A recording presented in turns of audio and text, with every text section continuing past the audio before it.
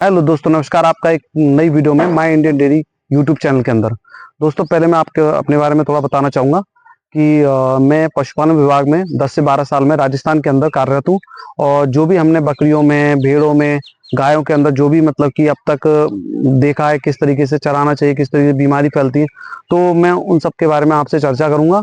और दोस्तों, अब मैं आपके लिए एक महत्वपूर्ण सूचना लेकर आया हूँ, एक महत्वपूर्ण जानकारी जो आजकल बकरियों में, जैसे जो बकरियां सुबह अपने चरने के लिए जाती हैं और शाम को आप देखते हो कि सुबह तो बिल्कुल हंसती खेलती गई हैं, फिर उसके बाद क्या होता है कि जैसे बकरियां बिल्कुल निढाल हो जाती है, सुस्त हो जाती है, शाम को देखते हैं, फिर सुबह के टाइम पर देखते हैं कि वो उनकी मृत्यु हो जाती है, रात में ही वो मर जाती हैं बकरियां।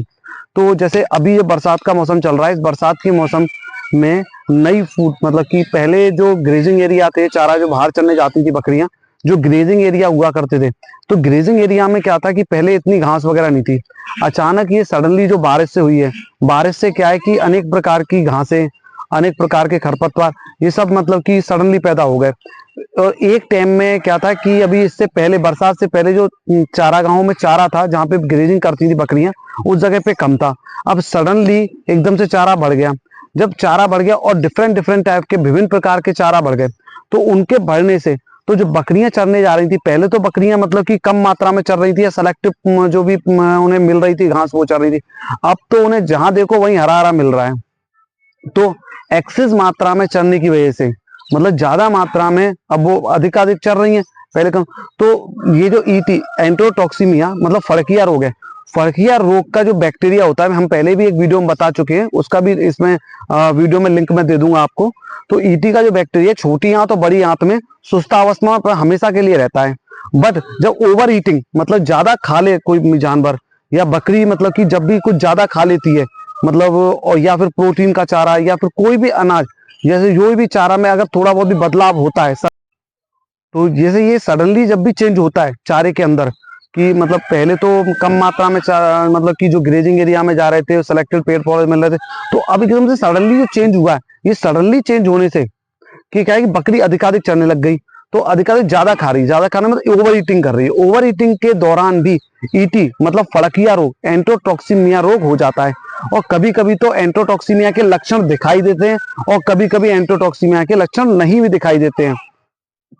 लक्षण कौन से आते हैं? जैसे मतलब कि जो जानवर होता है वो बिल्कुल सुस्त हो जाता है, सुस्त हो जाता है, कभी कभी वो उसको दस्त भी हो जाती है, डायरिया भी हो जाता है। कभी कभी जब वो मतलब कि जिस समय वो डाई होने जा रहा होता है, मर रहा होता है, तो अपने हाथ पैरों को पीटता है, फड़फड़ाता है, पेट में कॉलिक वगैरह होता है। कभी कभी ये भी देखा गया एंटरोटॉक्सीमिया के केस में, फड़किया के रोगों में, कि ये सारे सिम्टम भी नहीं आते हैं। जैसे एनिमल हमारा सुबह तो चरने के लिए गया, बट शाम को जब लौट कर आ रहा है, तो वो बिल्कुल भी मतलब कि जैसे सुबह तो अच्छा खेलता कूदता जा रहा है, मतलब भरी भरी चरने के लिए, और शाम को वो लौट कर आया अपने जो हाउस पर, तो वो सुस्त है।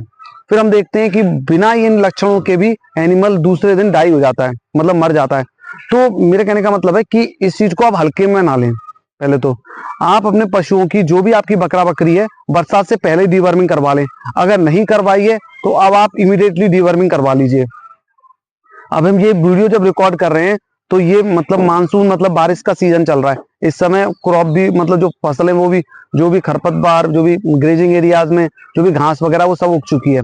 और दूसरी बात, अगर हो जाए और नहीं टीका लगवाया है, तो अब भी आप ईटी मतलब एंटरोटॉक्सीमिया फड़किया का टीका अपने बकरियों में लगवा लीजिए।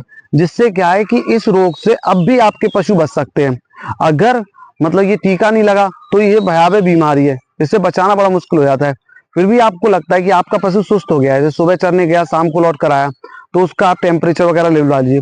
जो भी आपके नजदीक पशु चिकित्सक हो या पशु जो भी कोई डॉक्टर्स, कंपाउंडर जो भी आपके यहाँ प्रैक्टिस करते हैं, तो उनसे आप संपर्क कर सकते हो। भाई, मेरा सुबह पशु गया था और शाम को जब लौट कर आया तो मतलब वो सुस्त है।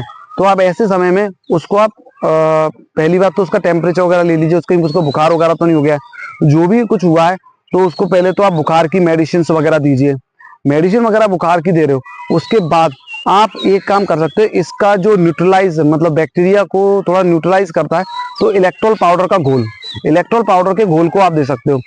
अब इलेक्ट्रोल पाउडर का घोल आप नियमित तौर पे अपने वैसे ही पशु को दीजिए, क्योंकि उसमें इलेक्ट्रोलाइट्स और ग्लूकोज होता है, जिससे वो एनर्जी देता है।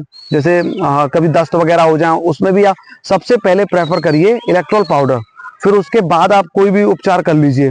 तो जब भी आप इलेक्ट्रोल पाउडर दो, इलेक्ट्रोल पाउडर देने के बाद अपने नजदीकी पशु चिकित्सक से संपर्क करिए। जो भी वो एंटीबायोटिक वगैरह गोलियां सजेस्ट करे, इंजेक्शन सजेस्ट करे, जो भी वो सजेस्ट करता है उसके अकॉर्डिंगली आप कम कर लीजिए।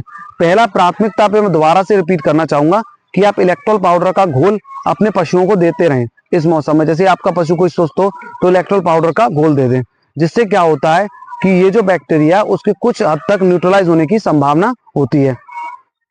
तो दोस्तों ये तो था आप जो मौसम चेंज हो रहा है उसके बारे में, ईटी के बारे में जो हमने आपको जानकारियां दी। तो दोस्तों कैसी लगी हमारी वीडियो को लाइक करना, सब्सक्राइब करना, जिससे और पशुपालकों का भी लाभ हो सके।